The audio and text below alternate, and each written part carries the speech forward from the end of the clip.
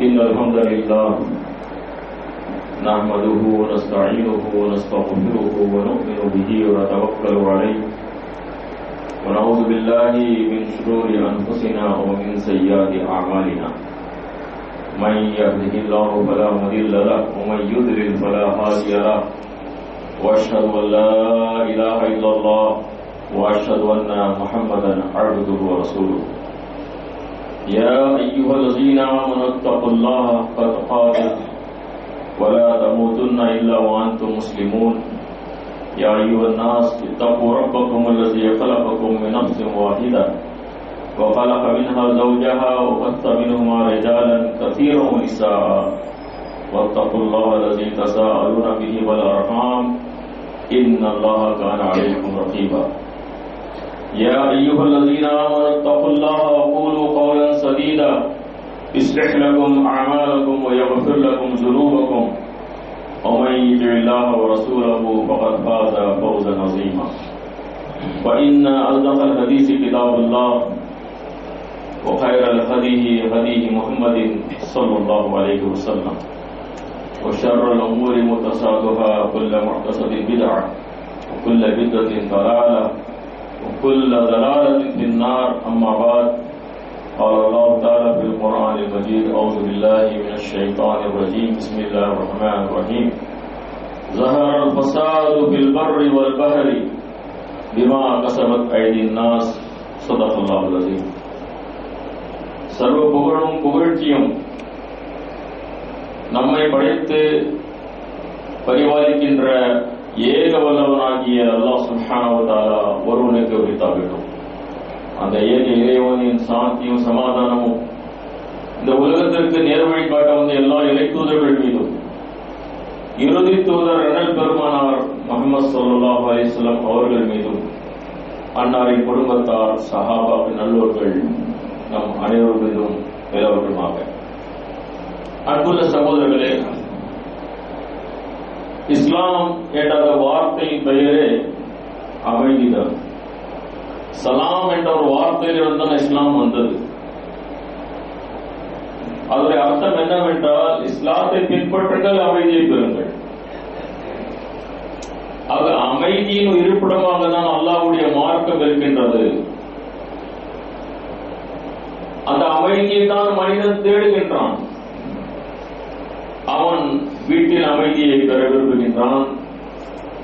வியாபாரத்திலே அமைதி இருந்தால்தான் வியாபாரம் நடக்கும்.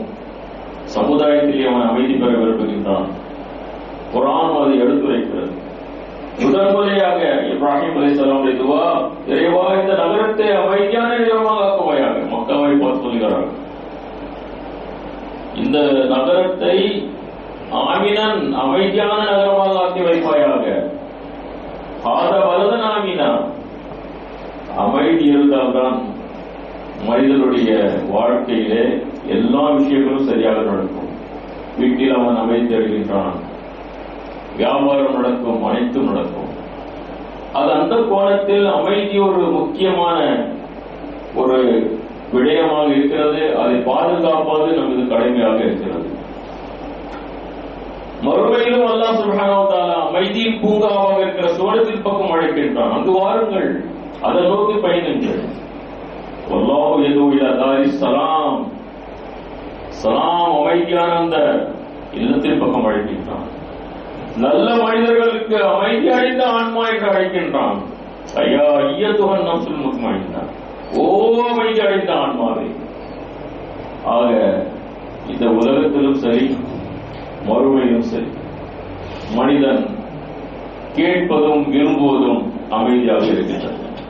அதே நேரத்தில் அன்புள்ள சகோதரர்களே, இந்த வாழ்க்கையில் பல சோதனைகள் மனிதன் சந்திக்கின்றான்.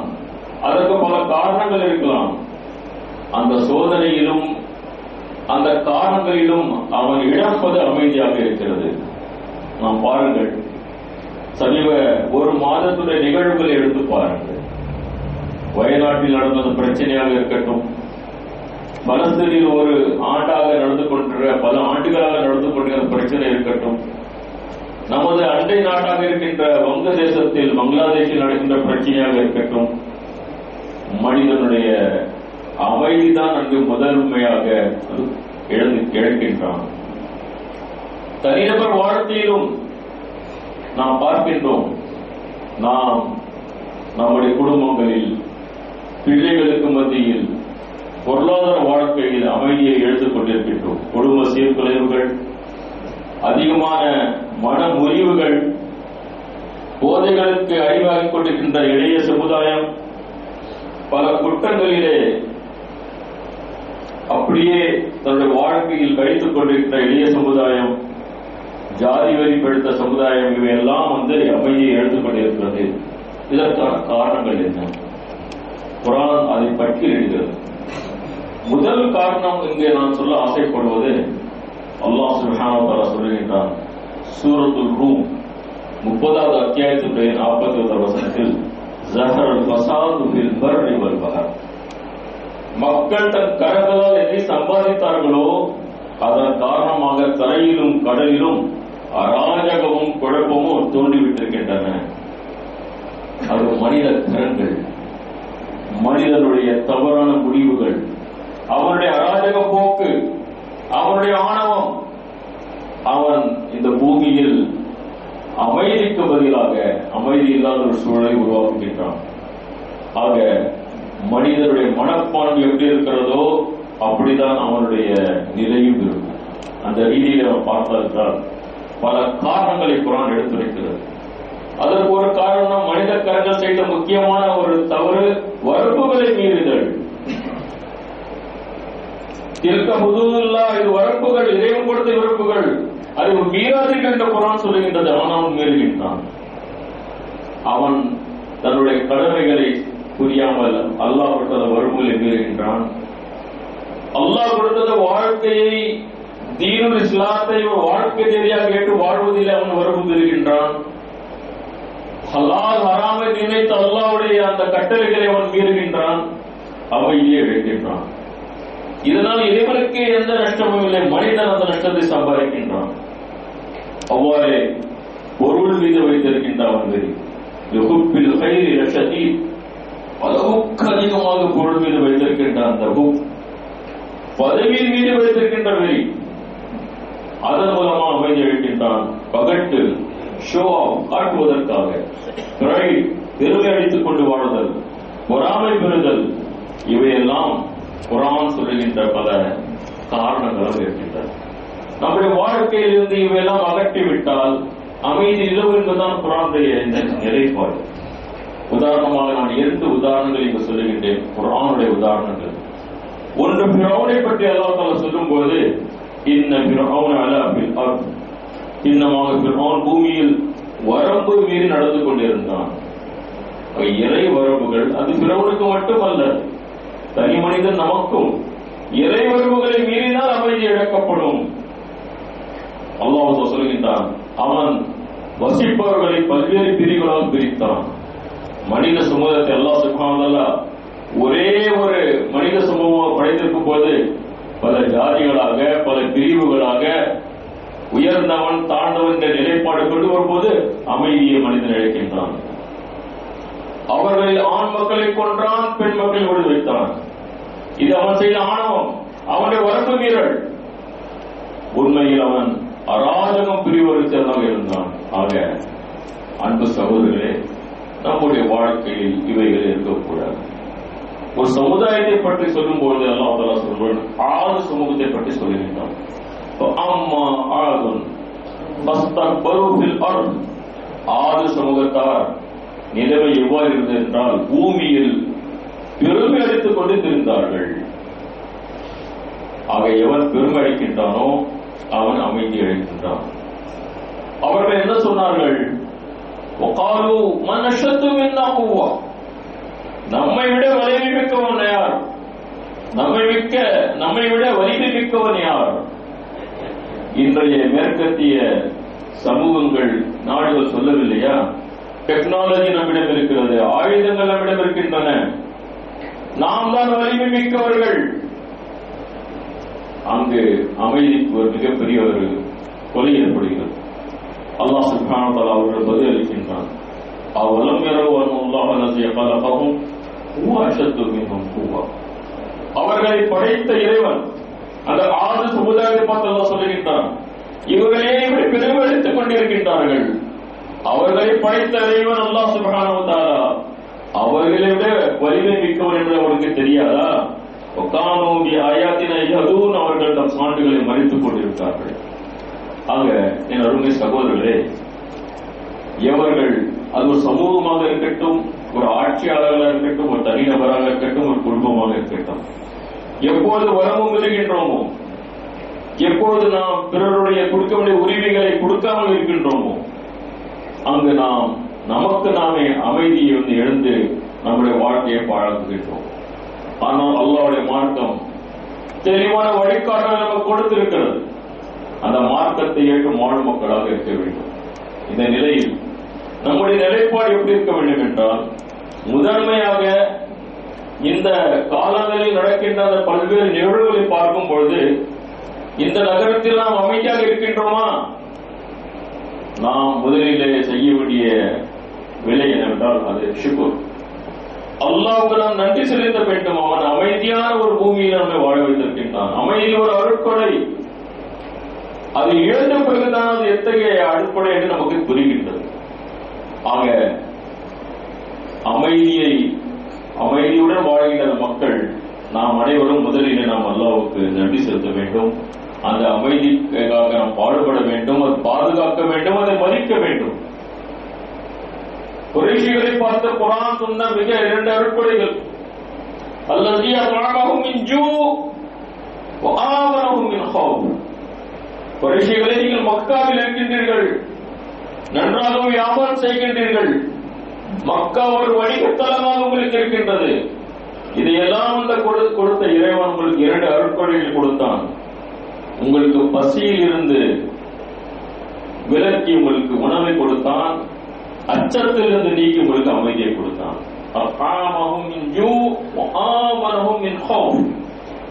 இருந்து விடுபட்டு உங்களுக்கு அமைதி கொடுத்தானே. இதற்கு நீங்க எப்படி நன்றி செலுத்த போகிறீர்கள்? ஒரே ஒரு வழிதான், அந்த ரப்புக்கு முழுமையாக அடிபணிந்து வாழுங்கள், அந்த ரப்புடைய இபாதத்தை செய்யுங்கள், அவனுக்கே சுஜூத், அவனுக்கு ருக்கு, முழுமையாக அடிபணிந்து வாழுங்கள். எவர்கள் இறைவனுக்கு முழுமையாக அடிபணிந்து வாழ்கிறார்களோ அவர்களுக்கு நிச்சயமாக அமைதி இருக்கிறது என்று சொல்கின்றது. அல்லதீன ஆமனு வலம் யல்பஸு ஈமானஹும் பிஸுல் உலைக லஹுமுல் அம்ன் வ ஹும் முஹ்ததூன். அருமையான ஒரு வசனம் சகோதரர்களே, அல்லாஹ் தஆலா சொல்கிறான், எவர்கள் ஈமான் கொண்டு பிறகு தன் நம்பிக்கையை இணை வைப்பு என்னும் அநீதி மூலமாக மாசுபடுத்தவில்லையோ அவர்களுக்கு உண்மையான அமைதி உண்டு.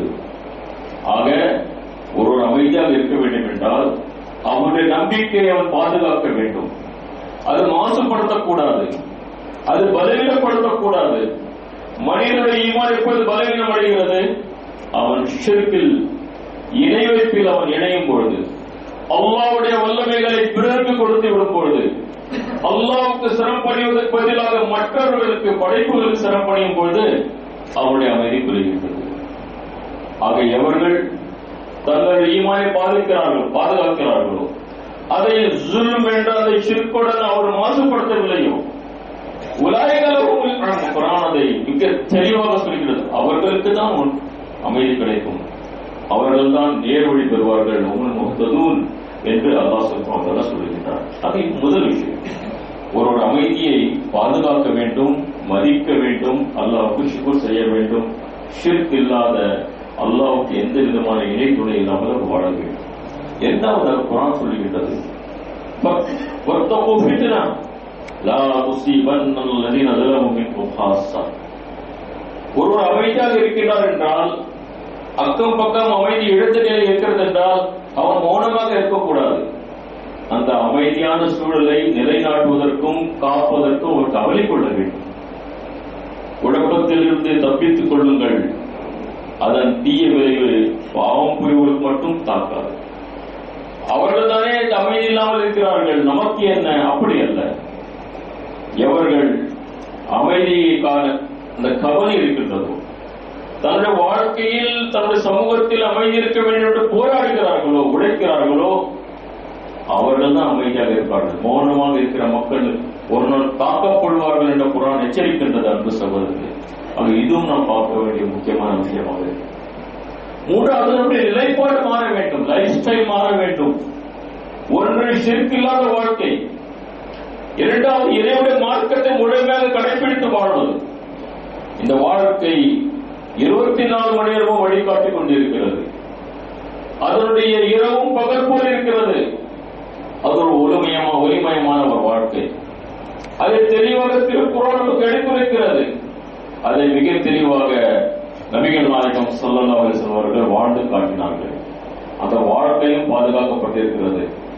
இவை அனைத்தும் வெறும் புத்தக வடிவத்தில் இல்லாமல் நம்முடைய வாழ்க்கையில் வர வேண்டும் என்ற குர்ஆன் எதிர்பார்க்கின்றது. ஆக அன்பு சகோதரர்களே, அமைதி வர வேண்டும் என்றால் நம்முடைய லைஃப் ஸ்டைல், நம்முடைய அணுகுமுறை, நம்முடைய வியாபாரத்தின் முறைமைகள், வீட்டில் நம்முடைய வாழ்க்கை அனைத்திலும் திருக்குர்ஆனும் நபிகள் நாயகம் ஸல்லல்லாஹு அலைஹி வஸல்லம் அவர்களுடைய அந்த வழிகளை பின்பற்ற வேண்டும். நான் உங்களுக்கு இன்னொரு வித்தியாசமான ஒரு புள்ளியை சொல்லுகின்றேன். குர்ஆன் சொல்லுகின்றது, இந்த பூமியில் மனிதர்களை விட்டு பிரபஞ்சத்தை பாருங்கள், எவ்வளவு அமைதியாக இருக்கிறது. எப்போது காலை வரவில்லை என்று நாம் கேட்டிருக்கிறோமா, கேள்விப்பட்டிருக்கின்றோமா? சூரியன் அஸ்தமிக்கவில்லை என்று சொல்லியிருக்கின்றோமா? நடக்காது. ஏனென்றால் இறை வழிபடி அவர்கள் வாழ்ந்து கொண்டிருக்கிறார்கள், இறை கட்டளைப்படி அவர்களுடைய நிலைப்பாடு இருக்கின்றது. ஆக பூமியில் மனிதனுக்கு ஒரு சொற்ப சோதனை எல்லாம் கொடுத்திருக்கின்றானே, அதை வைத்து அவன் பலவிதமான தவறான வழிமுறையை பின்பற்றும் பொழுது அவனுடைய அமைதியை எடுத்துக் கொள்கின்றான். அல்லாஹ் சுப்ஹானஹு வ தஆலா எவ்வளவு அழகாக சொல்கிறான் பாருங்கள். அல்லது யஹலக சப்அ ஸமாவாத்தின் திபாகா, அவனே 7 வானங்களை அடுக்கடுக்காக படைத்தான். மாதரா ஃபீ கல்கிர் ரஹ்மானி மின் தஃபாவுத், கருணைமிக்க இறைவனின் படைப்பில் எந்த முரண்பாடையும் நீங்கள் காண முடியாது. அல்லாஹ் தஆலா சொல்கிறான், இந்த வானத்தை பாருங்கள், பிரபஞ்சத்தினுடைய மிகப்பெரிய படைப்பை பாருங்கள், இந்த சூரியனை பாருங்கள், சந்திரனை பாருங்கள், அல்லாஹ்வுடைய கோலங்களை பாருங்கள். மாதரா ஃபீ கல்கிர் ரஹ்மானி மின் தஃபாவுத், இதில் கான்ட்ரடிக்ஷன்ஸ், ஒன்று ஒன்றை மோதிவிட்டது. சூரியன் உதிக்கவில்லை, இது பார்க்க முடியாது. அல்லாஹ்வுடைய கட்டளைகளை பின்பற்றி அது இயங்கிக் கொண்டிருக்கின்ற என்பதுதான் குர்ஆனுடைய தெளிவான வழிகாட்டல். மனிதா, நீயும் இறை கட்டளை பின்பற்றி வாழ். பிரபஞ்சம் அமைதியாக இருப்பது போல் நீயும் அமைதியாக இருப்பாய். அல்லாஹ் தஆலா சொல்கின்றான், ஃபர்ஜிஹில் பஸர், மீண்டும் பாருங்கள், பார்த்துக் கொண்டே இருங்கள், பிரபஞ்சத்தை பாருங்கள்.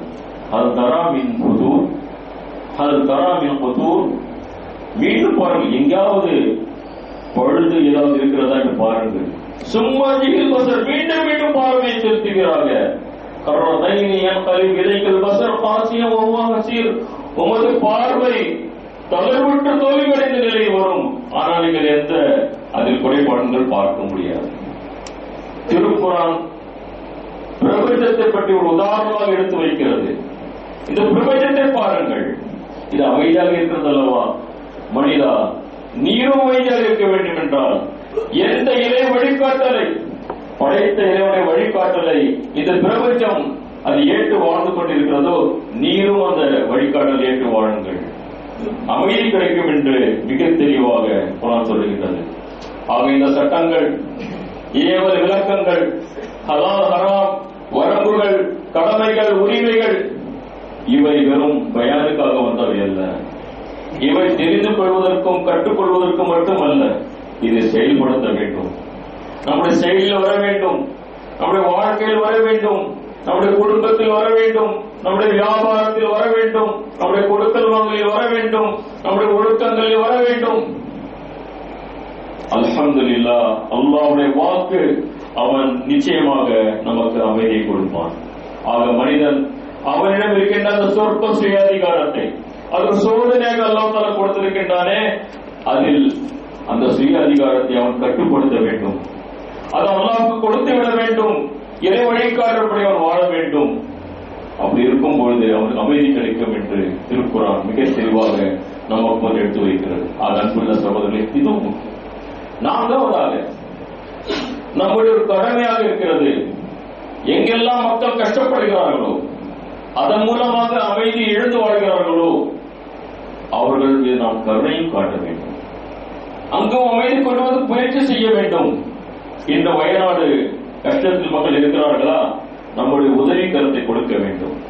ஒருபுறம் அவர்களுக்காக துவா செய்வோம், மறுபுறம் நாம் அவருக்கு பொருளாதார உதவியும் கொடுப்போம். அல்லாஹ்வுடைய தூதர் ஸல்லல்லாஹு அலைஹி வஸல்லம் சொல்கிறார்கள், எவர்கள் கருணை காட்டவில்லையோ அவர்கள் மீது கருணை காட்டப்பட மாட்டார். லா யர்ஹமு மன் லா யுர்ஹம். ஆக மனித சமூகத்தின் மீது கருணை காட்டுங்கள். அந்த கருணையிலே உச்ச கருணை என்ன தெரியுமா? நமது நாட்டினுடைய 85% மக்கள் அல்லாஹ்வை அறியாமல் இருக்கிறார்கள், புரியாமல் இருக்கிறார்கள், தெரியாமல் இருக்கிறார்கள். அல்லாஹ்வை அறிமுகப்படுத்த வேண்டும். அதற்கு நம்முடைய வாழ்க்கை ஒரு சான்றாக இருக்க வேண்டும். நம்முடைய லைஃப் ஸ்டைல் ஒரு சான்றாக இருக்க வேண்டும். அவர்களுடைய நம்முடைய தொடர்புகளை அதிகமாக்க வேண்டும். இந்த மார்க்கத்தை அவர்களுக்கு நாம் எடுத்துரைக்க வேண்டும். இதுவும் இருக்கு. ஒரு கடைசி புள்ளி இருக்கின்றது. இந்த காலகட்டத்திலே உலகத்தில் நடக்கின்ற பல்வேறு நிகழ்வுகளுக்கு பின்னால் படிப்பினையும் ஒரு மூவன் பெறுகின்றான். திருக்குர்ஆன் நமக்கு சொல்கின்ற ஒரு மிகப்பெரிய பாடம், படிப்பினையை பெறுவீர். அறிவுள்ள மக்களே படிப்பினை பெறுங்கள். என்ன நடந்தது உங்க தேசத்திலே? ஒரு அராஜகம், மக்களை அடக்கி ஒடுக்கி இருந்த அராஜகத்துக்கு ஒரு விடிவு காலம் வந்தது. ஃபிரௌனும் அப்படிதான் இருந்தான். எவர்களெல்லாம் வரம்பு இருக்கிறார்களோ, எவர்களெல்லாம் அடக்கி வாழ்கிறார்களோ அவர்களுக்கு அல்லாஹ் தஆலா சற்று வாய்ப்புகளை கொடுக்கின்றான். அதற்கு பிறகு அல்லாஹ்வுடைய அந்த நீதி வந்து விடுகின்றது. ஆக உலகத்தில் எவர்களெல்லாம் சிறியதோ பெரியதோ அவர்களுடைய வாழ்க்கையில் அராஜகம் இருக்கிறதா, வரம்பு மீறல் இருக்கிறதா, இறை வழிகாட்டலுடைய மீறல் இருக்கிறதா, சட்ட வாய்ப்புகள் எல்லாம் தான் கொடுக்கின்றான். ஒன்று அவருக்கு மரணம் வருகின்றது, இல்லை அல்லாஹ்வுடைய அஸாப் வந்து விடுகின்றது. நாம் எச்சரிக்கையாக இருக்க வேண்டும். ஆக இந்த அதே நிலைதான் பலஸ்தீனில் வருகின்றது. அவர்கள் நினைக்கின்றார்கள், இந்த மக்களை நாம் எல்லாம் அடித்து ஒழித்து நாம் வெற்றி பெறுவோம் என்று. அவர்கள் தௌஹீதில் இருக்கும் வரை, இறை கட்டளை இருக்கும் வரை சில மனிதர்கள் அதன் மூலமாக ஷஹீதாகி விடலாம். ஆனால் ஒரு நாள் இறைவனுடைய அந்த உதவி, அந்த நசர் கிடைத்தே தீரும். அவர்களுக்கு ஒரு மிகப்பெரிய கிடைக்கும் என்பதிலே எந்த சந்தேகமும் இல்லை. அதே நேரத்திலே அன்பு சகோதரர்களே, இந்த வாழ்க்கையில் அல்லாஹ் தஆலா இதை மட்டும் இல்லாமல் சோதனையும் செய்கின்றான். அந்த சோதனையிலும் வெற்றி பெற வேண்டும் என்று அல்லாஹ் சுப்ஹானஹு வ தஆலா சொல்கின்றான். وَلَنَبْلُوَنَّكُمْ بِشَيْءٍ مِنَ الْخَوْفِ وَالْجُوعِ مِنَ الْأَمْوَالِ وَالْأَنفُسِ وَالثَّمَرَاتِ وَبَشِّرِ الصَّابِرِينَ. நாம் சோதிப்போம். மனிதர்களை அவர்கள் இறை வழிகாட்டப்படி வாழ்கின்றார்களா, நாம் சற்று சோதிப்போம். சற்று நாம் சோதிப்போம். சிறிதளவு அச்சத்தை கொடுத்து சோதிப்போம். கொஞ்சம் பசியை கொடுத்து சோதிப்போம். உடைமைகள் உயிர்களுடைய சேதத்தால் நாம் சோதிப்போம். விளை பொருட்களை சேதத்தால் நாம் சோதிப்போம்.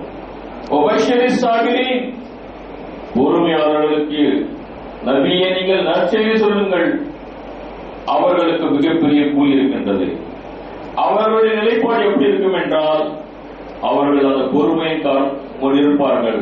அவர்கள் சொல்வார்கள், இன்னா லில்லாஹி வ இன்னா இலைஹி ராஜிஊன். இறைவன் புறத்தில் நாம் வந்தோம், இறைவனை போய் சேர இருக்கின்றோம்.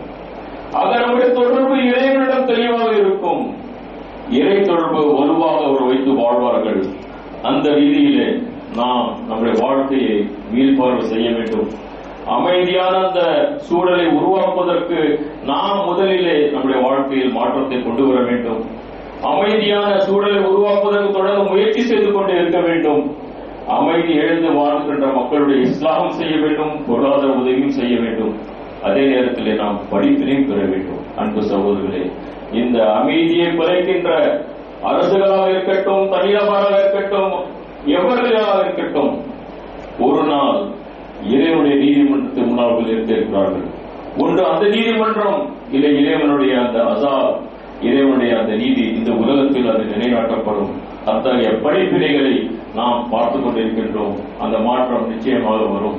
ஆக இந்த ரீதியிலே அமைதியை காக்கும் மக்களாக, அமைதிக்காக போராடும் மக்களாக, நம்முடைய வாழ்க்கையில், குடும்பத்தில், நம்முடைய பொருளாதாரத்தில் அனைத்திலும் இறை கட்டளையை பின்பற்றி அமைதி பெருமக்களாக அல்லாஹ் சுப்ஹானஹு வ தஆலா நம் அனைவரையும் மாற்றி அருள் புரிவானாக. அகூலு கௌலி ஹாஸா அஸ்தக்ஃபிருல்லாஹி லி வ லக்கும் வ லிசாயிரில் முஸ்லிமீன் இன்னஹு ஹுவல் கஃபூருர் ரஹீம்.